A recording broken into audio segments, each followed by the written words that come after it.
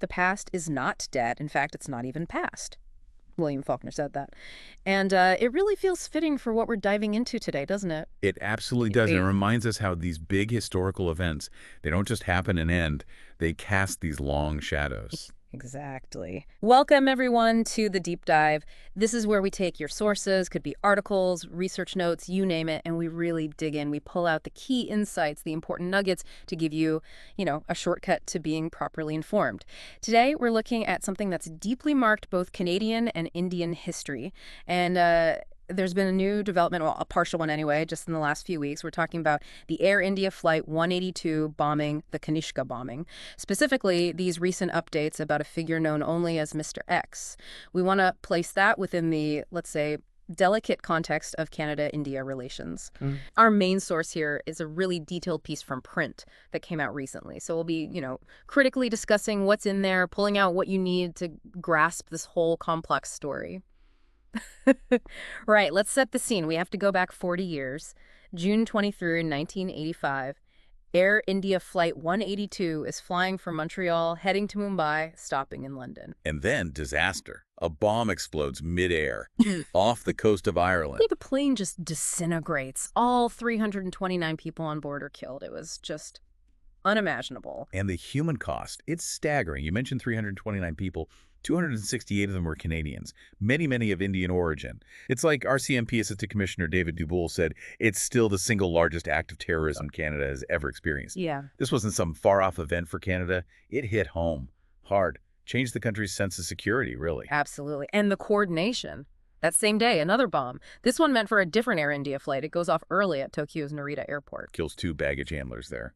It just pointed to a much bigger planned operation. Yeah. So central to this whole investigation, this Kanishka bombing probe, has been this mysterious figure, Mr. X, for literally decades. Just a shadow. In an unnamed presence.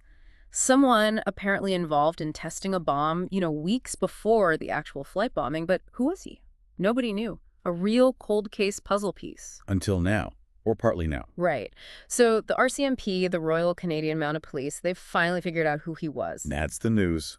Assistant Commissioner Duboul confirmed it at the 40th anniversary memorial. They know who Mr. X is.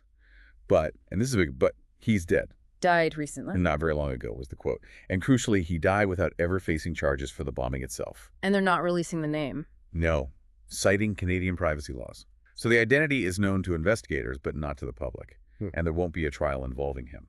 Wow. So identity found, but name withheld, no prosecution possible for him. What do we know about what he actually did back then? The sources mention his involvement. They do. And it's quite specific. Apparently, Mr. X went to Duncan on Vancouver Island back on June 4th, 1985. Okay. He wasn't alone. He was with Talwinder Singh Parmar, the alleged mastermind, founder of the Babar Khalsa group, which is banned now. Parmar, right. And also with Inderjit Singh Reyat, who's an electrician.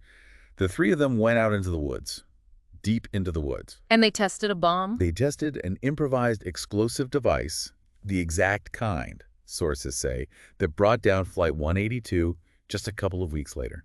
It really paints a picture of cold, calculated planning. But wait, wasn't there surveillance? I remember reading that CSIS, the Canadian Security Intelligence Service, they were watching these guys. That's the really frustrating part, looking back. Yeah. Yes, CSIS agents were reportedly surveilling them. They were nearby. They even heard an explosion. They heard it, but they thought it was a gunshot, a simple gunshot. And because of that misinterpretation, well, they didn't intervene, didn't arrest anyone, didn't get that hard evidence right then. Wow.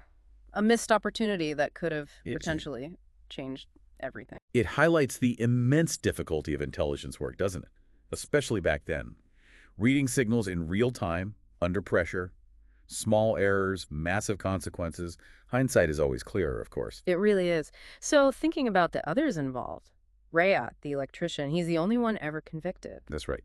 Inderjit Singh Reyat, the only conviction related to the bombing itself.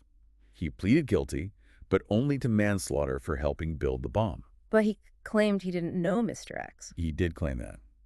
And he actually got a longer sentence later for perjury, for lying during the trial. He served his time now, though. He's out. And Parmar, the alleged mastermind. Parmar was killed back in 1992 in a shootout with police in Punjab, India.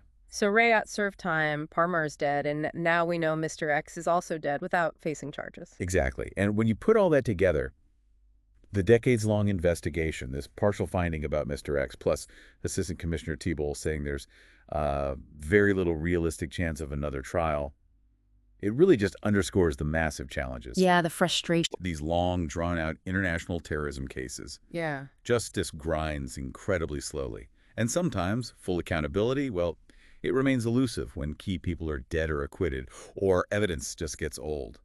It's a tough reality. Definitive closure isn't always possible. It's a sobering thought. Okay, so that's the Mr. X revelation and its context in the investigation.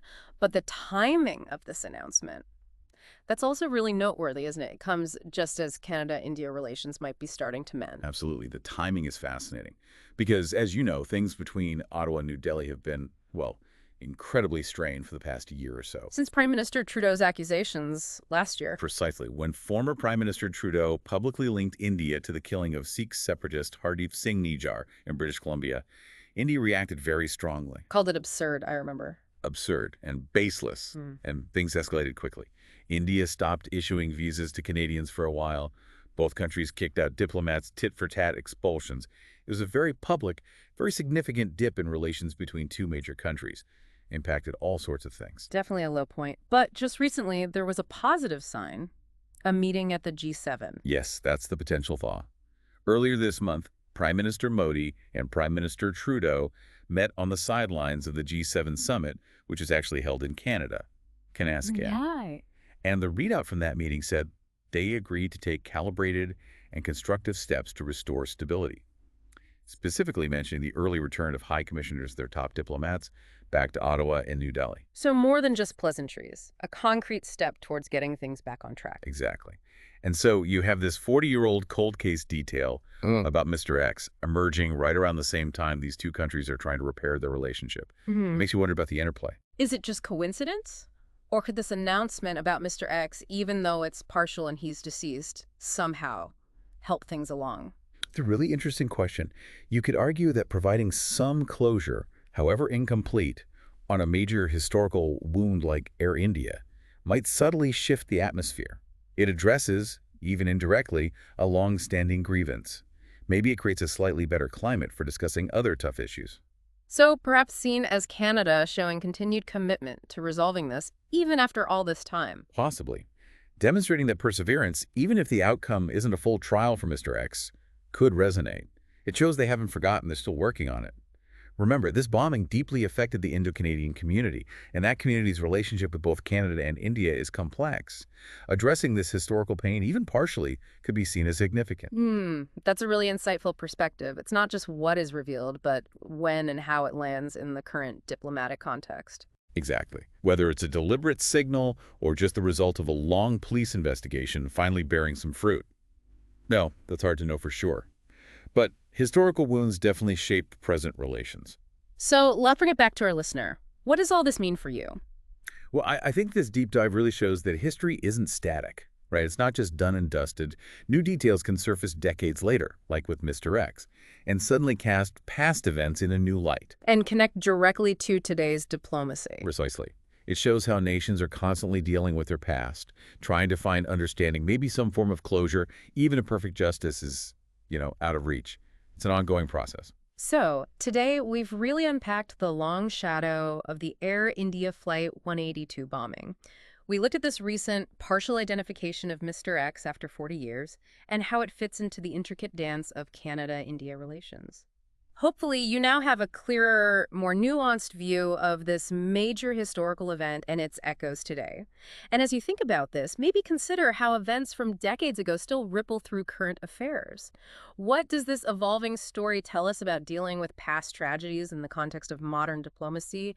And maybe, what does justice even look like so many years later when some key players are gone? That's the big question, isn't it? Different forms of justice, perhaps. Definitely something to mull over, especially for those of you tracking complex current events, maybe for exams or just to stay informed.